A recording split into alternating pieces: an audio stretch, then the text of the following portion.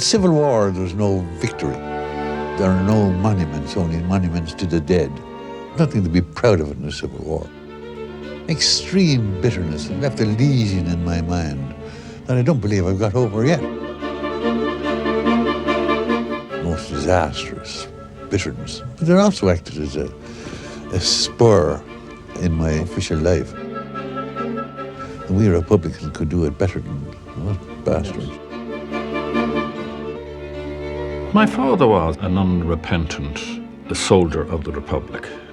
He had this integrity and strong sense of public service and strong sense of social nationalism. You know, he was almost communistic in some ways. He talked about the revolution in China, he talked about the Soviet revolution, he talked about how things could change. He saw a future for Ireland. For the people, not for individuals, for the people. Basically, we got the impression that he was a great admirer of Mao. He was a good man in the state sector because he was committed to it, he was enthusiastic, he was tough. The Harker Street line runs from nowhere to nowhere. He had an original mind. He thought because things had been done in such a way previously was not a very good reason for continuing to do it. Meeting him was simply that the door would burst open on my office and he would be in. "Oh, Martin, how's things?" He was a Dublin man, you know, a roughish kind of a character.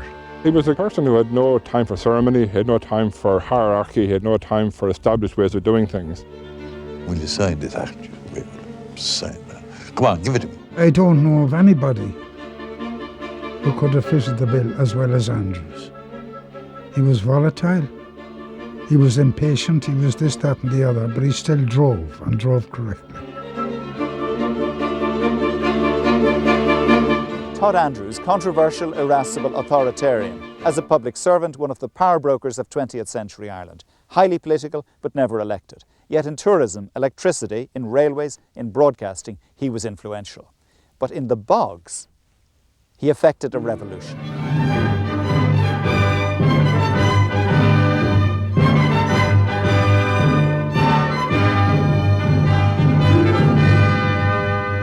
I was, I suppose, an authoritarian in the sense that I wanted decisions made quickly and carried out quickly and fully. His generation were those type of men. Were hard, tough men, toughened up by effectively two wars. One against the British and one amongst themselves. Christopher Stephen Andrews was born in 1901 in Summerhill, a working-class area in the north inner city of Dublin. Looking back, he described the Dublin of his early boyhood as essentially a British city. The Lord Lieutenant occasionally passed by, and British soldiers were around the streets in their red coats and their swaddle sticks picking up prostitutes, and who were very prominent in the city at the time, I may say. And the Irish Catholic was a second-class citizen, no matter where he was, even the wealthy ones. When Christopher was 9, his father inherited £100, enough for the family to move to Terenure, then on the outskirts of Dublin, where his mother opened a shop. With his friends, he read The Magnet, a popular comic of the day, and was nicknamed Todd after Alonzo Todd, a character with whom he had a remarkable resemblance. His parents sent Todd to St Enda's School in nearby Rathfarnham. Run by Patrick Pearse, the school was bilingual, its ethos rooted in the Gaelic revival movement. And I was an outsider. As a Dubliner, it was dreadful. The boys in it spoke with a different accent from mine. I was a square peg in a round hole. I was an absolute outsider. And I despised Gaelic football because I'd already been hooked on Dalymount Park. Then I went to the Christian Brothers, and I was extremely happy there.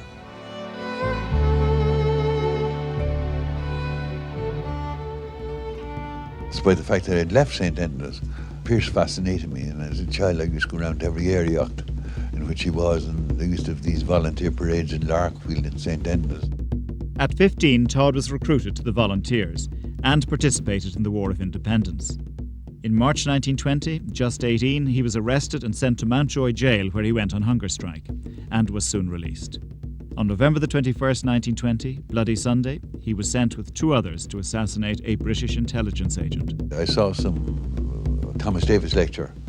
It was suggested that super gunmen were brought in from the country. That isn't true. It was the ordinary fellow who worked during the day and spent his evenings with the volunteers who carried out that job, and every company in town was practically involved in it. The one we went to was in Ranelagh Road, and 3 of us were delegated to carry out the execution. Coughlin, the captain, Earl, who was a great friend of mine, and subsequently state chemist, and myself. We were the only 2 students and didn't relish the idea of going and killing a man in his bedroom. By the way, the fellow we went after, I may tell you, Captain Noble, he wasn't, in fact, at home. He was out on duty, I suppose, when we arrived. 14 Secret Service agents died that morning, and later that Sunday the Black and Tans opened fire on the crowd in Croke Park, killing 12.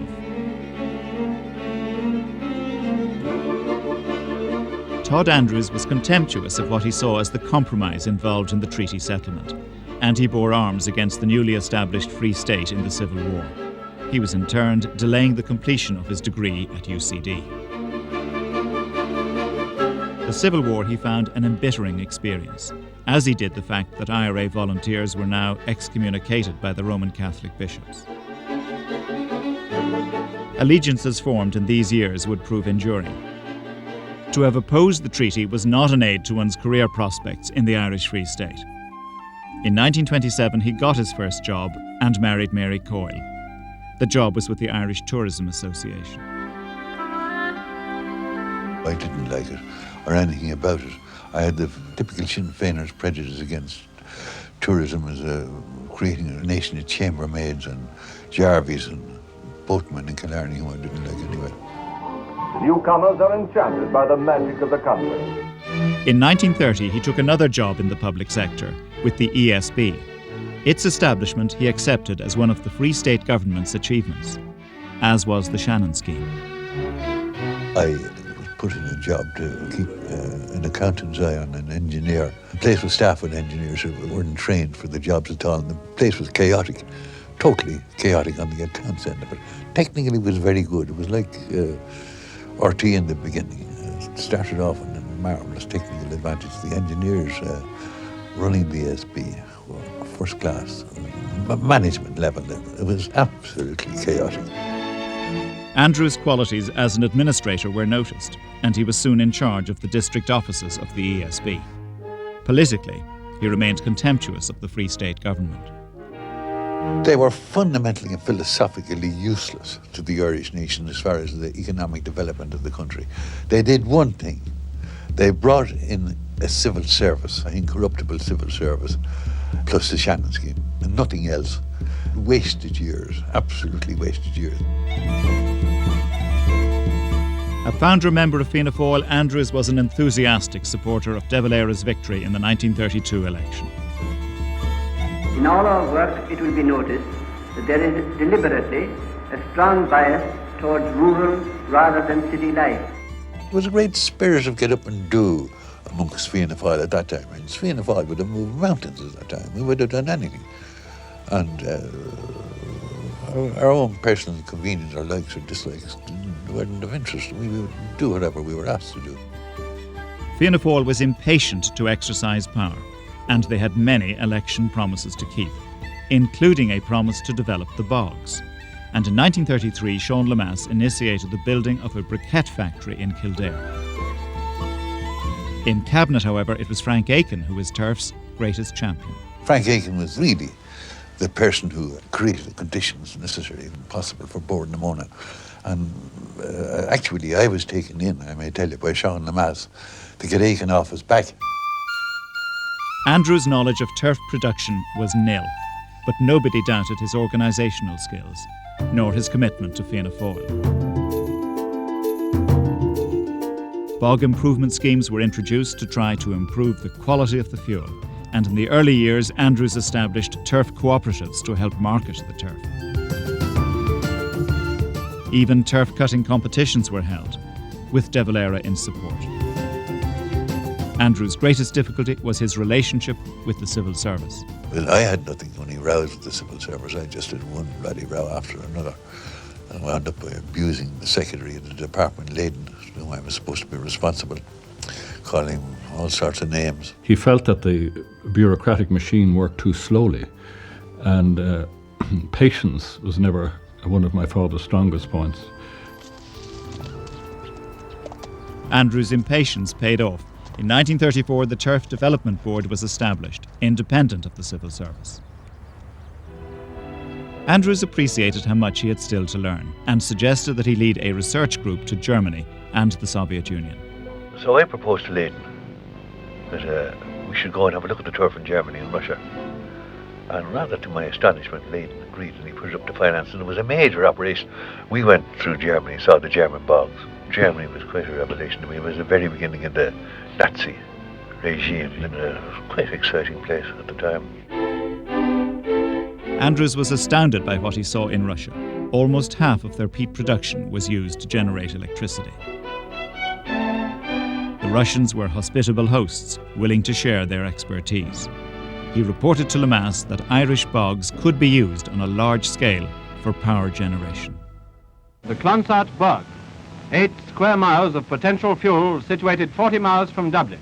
Clonsast was the first then. Unfortunately for the board at the time, it was about the worst big area of bog that could have been chosen. Andrews recognised after a period that it was going to be very, very difficult. And driving one evening away from Clonsast, and a mature man, he stopped the car and cried because he wondered, was it going to be possible to drain it? In September 1939, World War II began. All equations changed. The bogs, condescendingly ridiculed for years, were now the country's lifeline. Without coal, and in wartime no prospect of buying any, Ireland was saved by the bogs. We had to recruit supervisors, recruit engineers. It was like forming a small army. It was a heck of a scheme. We had around 6,000 men there, distributed in hostels all over the place from Edenderry to Newbridge. Now, they were transported out to the nearby bogs every morning to hand-cut turf and wheel it and barrow it and foot it, you know. And the turf was stacked up in the Phoenix Park and sold there to the fuel merchants. Which kept Dublin alive, even if some of it wasn't in the best condition as it arrived in Dublin. Flesh on Lemass, who's above in the doll, who gave us the turf, sure it won't burn at all. Mr. Andrews has soaked every sod, it really is out on its top. With strength and devotion, you squeeze out the lotion, so cheer up me lads, bless them all. It was the experience of the war which convinced Sean Lemass of the value of turf. Legislation followed. Under the Turf Development Act of 1946, Bord na Móna was formed as a statutory agency, and at 45, Todd Andrews was managing director. Bord na Móna now inherited thousands of acres of bogs.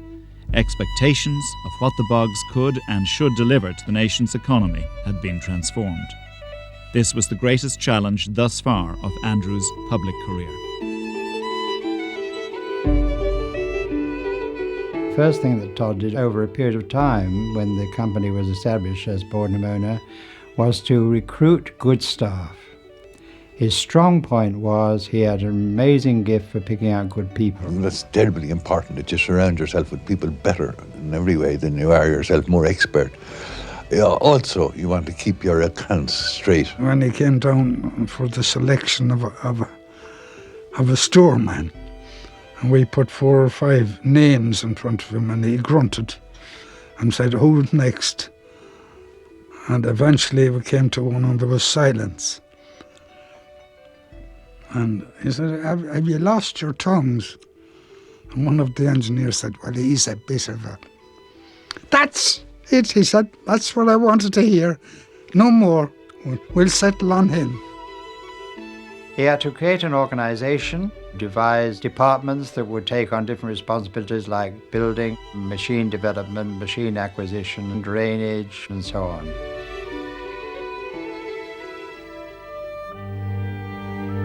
In the summer, obviously, it was the warm weather, and he was always concerned for the harvest on the bogs. So he would stay around, send us to the Gaeltacht. He'd come down to visit us on weekends.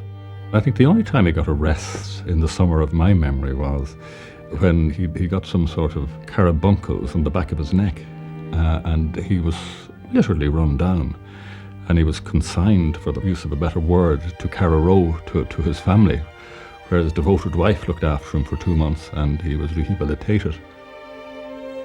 My mother was a very good foil for my father. My father was surely very definite about everything and certain about everything. He had a huge sense of confidence, and my mother would say, Todd, he says, please, Todd, think again about it and reflect on it maybe, and give yourself 24 hours. This was her formula for my father. It was very different partnership, I suppose, at the time, because my father had been excommunicated from the church during the Civil War. My mother was very committed to the conservative Catholic Church as he saw it.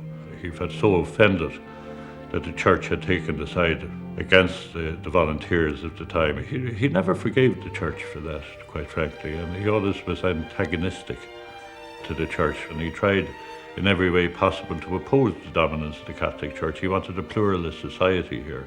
He looked outward. He admired greatly the social projects, the old Soviet. They built houses and villages and towns, and he admired that, and he felt that was the only way forward.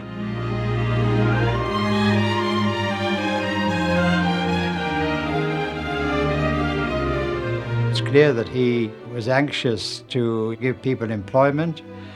And when you think that in the whole of Kildare and Offaly, which was the main centre in those days, there was nearly £2 million sterling, and there was Irish pounds too in those days, income a week going into all those local areas. When people got their weekly cheque from the Board of Mona, it became a piece of currency. This thrilled him. For the Midlands, this was nothing short of a social revolution. Bord na Móna provided housing schemes for their workers. Quality housing, despite the efforts of the inter-party government's Minister for Industry and Commerce. Dan Morrissey objected to the houses being built in clusters. He also objected to baths being put in the houses, contending that a bath was a luxury for a turf worker. Andrews recalled that the ministerial directive was obeyed to the letter, but not the spirit. The bathrooms were built, no baths, but space for a bath. Change of government, the baths went in.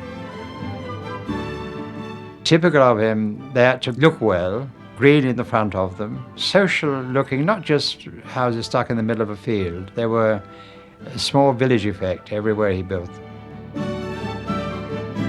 You can imagine a small village like this with, I think, 4 shops and a pub, population of about 150 people.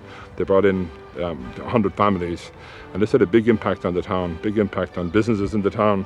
This town, for example, has a secondary school, which you'd never find in a place this size in most parts of Ireland.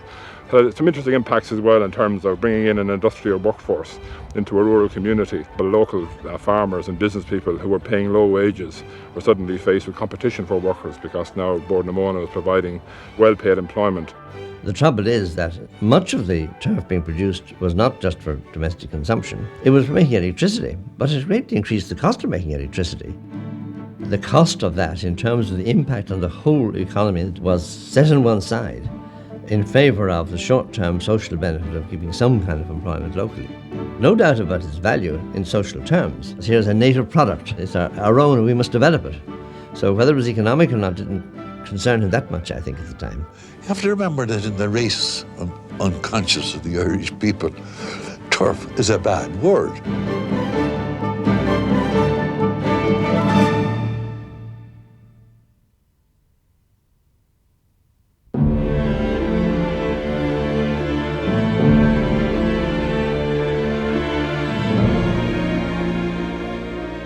Developing the bogs to provide turf for power generation was Andrew's long-term aim. To achieve this, he needed the support of the ESB. But the ESB's advisors told them to forget about turf. Borquist, the Swedish engineer who'd been involved in the Shannon scheme and in peat experiments in Sweden, wrote to the head of the ESB warning them off.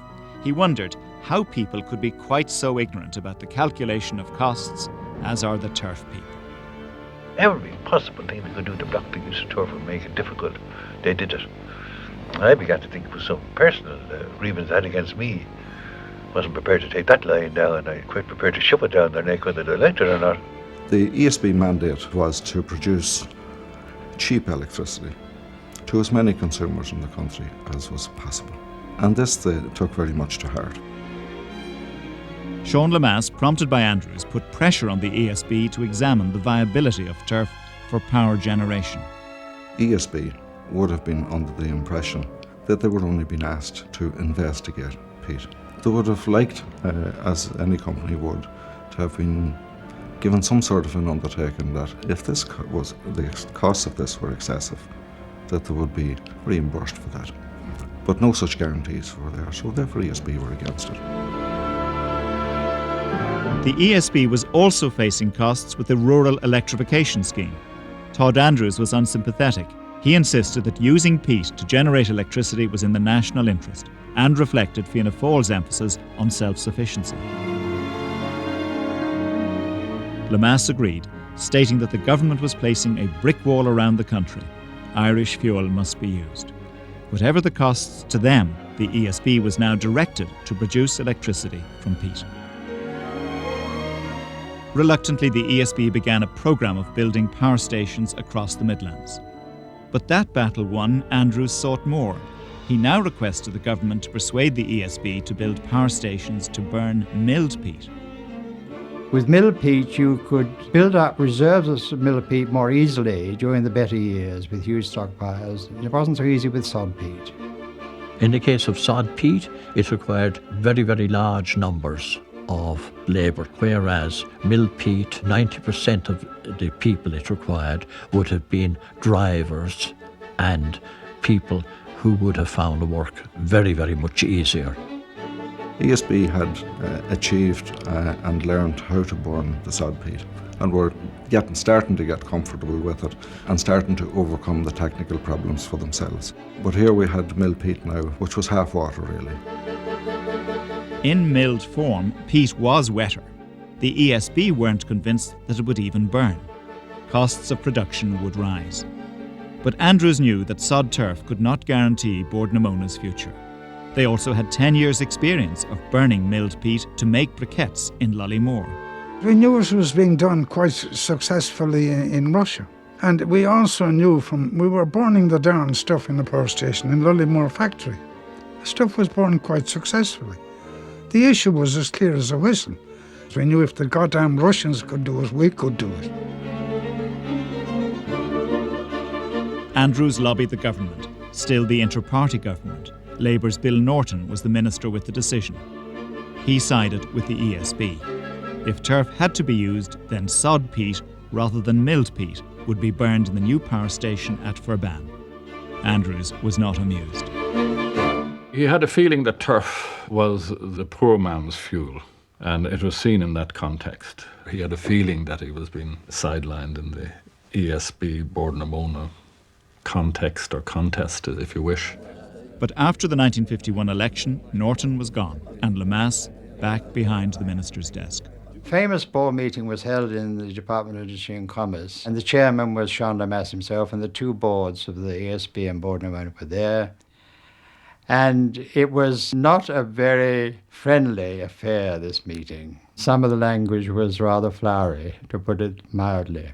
And I was looking at what was happening, and I was impressed by Todd Andrews, who kept fairly calm during the whole thing. Within a very short time after that meeting, the order came down from the Industry and Commerce milled peat power generation. And Sean Lemass, as Taoiseach, was there to open it. It had the blessing of the government and others. The ESB was left with the challenge of successfully generating power from peat.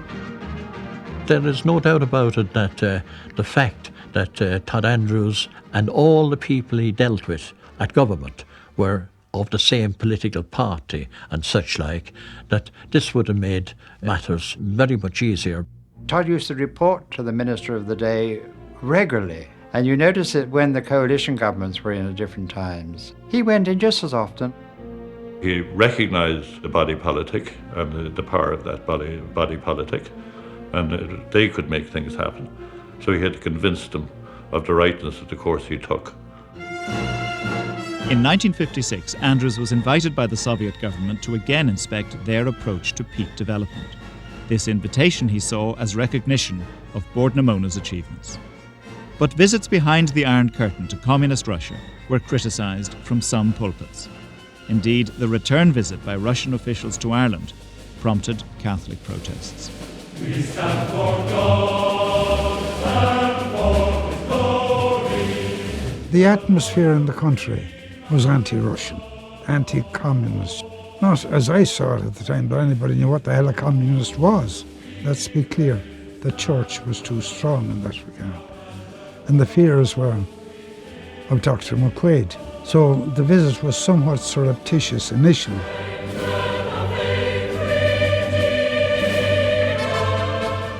Perhaps with this unlikely gesture on meeting Archbishop John Charles McQuaid, Andrews was intent on confusing his critics. He had a very strong socialist philosophy. In a general sense, he felt that the property of the country belonged to the people. And, he translated that, in that sort of philosophy into his operation in the Turf Development Board Bordnamona.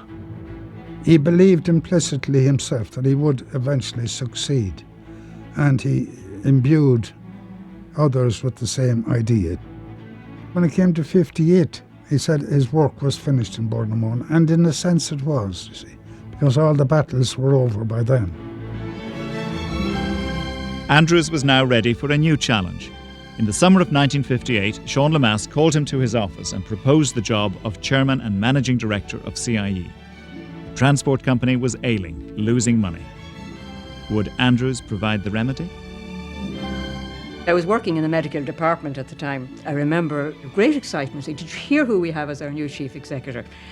Todd Andrews, Sod Andrews. He was known as Sod Andrews, most ruthless man, dictator, dreadful, really abrasive personality. So exciting times were ahead. Morale was couldn't have been lower, it was rock bottom. But that was something that excited him. There was a physical job to be done as well as an organisational job to be done. And he was very well received because the public began to see a difference and the staff began to feel a difference. He made sure that the place was cleaned up, that the railway stations were painted up. And one of the huge tasks was the clearing out of years of rubbish. For CIE, here was a new broom and a new boss not afraid to wield it. The government's rescue plan included a 5-year economic subvention, but then an insistence that CIE pay its own way. CIE was encouraged to diversify, to compete for new business, and to take the unpopular decisions to close uneconomic branch railway lines. One of the problems was that CIE was being asked to formulate the policy itself, judge and jury in its own case, because governments were unwilling to take policy decisions that would be unpopular. And so they gave the company the job to do that, which was quite inappropriate. And they did their best, and Todd Andrews did his best to cope with what he was handed. But the absence of any rational government policy throughout the entire period made it all very difficult. If unpopular decisions had to be taken, Lemass had found a man unafraid to take them. The closing in South Dublin of the Harcourt Street line was, in time, to prove controversial. Mr. De Valerian said to me, do you know the mistake you made, the biggest mistake you made, shutting down the Harcourt Street line with all the lovely little stations? Well, I said to him, no, I don't think that's a very cogent reason for keeping a line open. The Harcourt Street line runs from nowhere to nowhere. Harcourt Street is nowhere as far as the city goes. And Shankill Junction is nowhere, and it runs through Carrickmines and Foxrock, which is an area that can't be built on.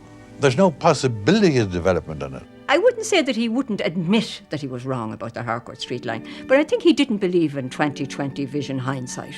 He had no apologies about that decision. He had no apologies really about any decision he made. The closing of the Harcourt Street line he was criticised for at the time, but more particularly since then by people who don't realise that he had served an area that was upper middle class, where people had cars and nobody used the train. Most of the time was through open country, and you need to be far-seeing to decide, yes, in 40 years' time there'll be lots of people living there and we'll keep it going until that happens. There's only one cogent reason for having railways in Ireland at all. Only one cogent reason. It's a very cogent one, of course. Employment. No, Ireland could get on quite well enough without railways. The Harcourt Street line had been the first of many closures. Then the CIE board took what would prove a highly controversial decision. This is Baltimore on the coast, the most southern tip of the West Cork rail network. In the late 1950s, there were rumours that the network might close. A campaign to save our railways began. Without the railways, it was argued, tourism would wither, emigration would accelerate, and the prospects of future investment would be hopeless. The Cork-Bandon line had first been established in 1845, and over the following 40 years had been extended to towns such as Clonakilty, Skibbereen and Baltimore. The line had been the backbone of the local economy. It carried cattle and sugar beet, and generations of day trippers for their first excursion to the seaside. But after a century of service, the line, reluctantly inherited by CIE with railway nationalisation, had become a serious drain on their finances. The road system was atrocious. If you were manufacturing product, even in a small way in West Cork, you had to use the railway system to get that product out. By cutting off the railway line, you were effectively causing people to cut off the very means by which they had any capacity to evolve and develop. Andrew's refusal to meet the protesters enraged local opinion in West Cork. Petitions to save our railway were organised. There were even calls on President De Valera to intervene, a constitutional impossibility. The government backed Andrews. On Good Friday 1961, the West Cork line was closed. The following night, the protesters converged on Skibbereen. An effigy of Todd Andrews was paraded through the towns. Some banners carried the swastika, some the hammer and sickle. And Todd Andrews' effigy was burned to the strains of the Soviet national anthem. That had no effect on him whatsoever. He was amused by it. He genuinely was amused by it. It just seemed to him play acting. He took a lot of hardship during the course of his time in CIE. An awful lot of hardship. He took a lot of abuse, having to leave the house in disguise sometimes so he wouldn't be followed by the media. I mean, it was extraordinary. Todd Andrews reserved a special contempt for local politicians who knew government policy, knew well that the line was uneconomic, but still called him a fascist, a communist, at least a dictator. They were playing to the local gallery, an exercise, he said, in political codology. The man did a grave disservice to West Cork, I'm afraid, in saying that. This was a campaign led by my father, an independent member of Clonakilty Urban Council at the time, who wanted to preserve the line for the benefit of the people of West Cork. J.P. O'Regan took CIE to court to attempt to assert that right. The Attorney General ruled that O'Regan would be personally responsible for all costs should he lose the action. This he could not afford, and so was obliged to drop the case. Just 12 days after the injunction against CIE was lifted, so too were the tracks of the West Cork Railway.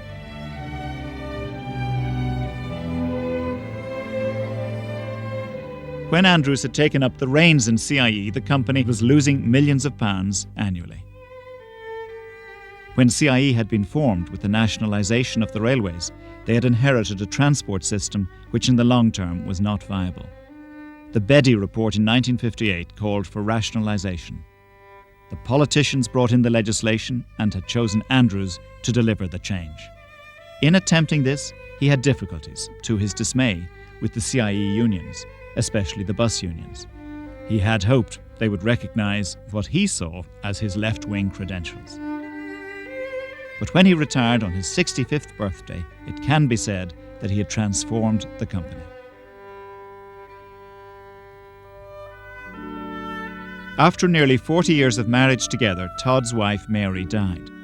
He wrote that her loss was all the more grievous given the depth and span of their shared experience. He admitted that he found it difficult to endure the loneliness of a bachelor existence, and he expressed himself as fortunate to marry again. I always think to myself, it sounds a bit like the end of Jane Eyre. Dear reader, I married him. We got on very well from the word go. We had the same interests, literary interests and general interests. Same cast of mind to a certain extent. He amused me enormously. I found him very entertaining. One of the things that I enjoyed most about him was his terrible language. I came from a household where nobody ever said damn. There was no bad language used, and he had the full flower of the language of centre city Dublin. At a major reception, he was asked, oh, was he a relation of Eamon Andrews? He took that rather hard. He was well known in the country and what he was trying to do, and didn't look upon television as being in the same league. The programme officer takes over. His job is to coordinate the evening's programme. Broadcasting was to provide him with his final task as a public servant. Again, Lemass, by now Taoiseach, proffered the chalice, asking him to take over as chairman of the RTÉ Authority in 1966. In the Dáil that year, Lemass had described RTÉ as an instrument of public policy. It might have described the old Radio Éireann, but the coming of television had transformed Irish broadcasting. 30 seconds, Studio 3. RTÉ was an artistic environment to which he was very unfamiliar. He was confronted by a lot of people with independent views that he wouldn't have been confronted with in Portnamona or CIE. We're staying, but that one goes. To whom are you alluding, madam? That one. The spirit of the times in RTÉ was not very easy for a man of Todd's temperament to deal with. And he ran into various problems in dealing with the creative people. The main problem, I suppose, was in dealing with the political side of RTÉ. You know who they're talking about. It's not me at all. It's all these other people are causing all the trouble in the country. Was that you, Todd? I had a terrible day at the government today. This is a minister. This is your time as chairman. In my time as chairman, I had a terrible day at the government. They were complaining about this, that, and the other thing in the programme. Listen, I'm a part-time chairman. I didn't see the goddamn programme. I know nothing about it. And if you have anything to say about it, would you say it in writing? And I'll have a look at it for you. Well, I couldn't be. But that sort of pressurising the chief executive or pressurising the chairman, that's objectionable. It's totally wrong. Or have the special branch sending in lists of names of suspicious characters or hanging around the place or actually on the staff. That's wrong. I wouldn't put up with that. When my brother David was made chief whip, he decided that there'd be too much conflict of interest and he resigned. But I think he would resign quite happily and he had no problem, and it was a great excuse for him to get out of it. Cicero will tell you how to spend your old age, and to the extent I can, I follow the advice of Cicero. To regret nothing, envy nothing, be extremely satisfied with what you have, to be interested in your family, to garden. He was Cato, or Cicero's Cato, was a farmer, and of course I'm a very wealthy man, but I'm a garden, and I'm equally wealthy in my garden. He was a slapdash gardener. He'd move things in the middle of the summer, whether they liked it or not. And mostly they did quite well. So he got great satisfaction out of that and loved it. He loved writing. And he wrote well. He wrote very simply. I think his books are very easy to read. Todd Andrews' 2 volumes of memoirs, Dublin Made Me and Man of No Property, are exceptional. Racy, lucid, and remarkable for his candour about colleagues and opponents. A unique account by a public servant of what it meant to be a nation builder in 20th century Ireland. His leadership was of a very strong quality and based on a very strong sense of direction. He knew what he wanted and he tried to get what he wanted, and what he wanted, he saw, was always in the best interests of people other than himself.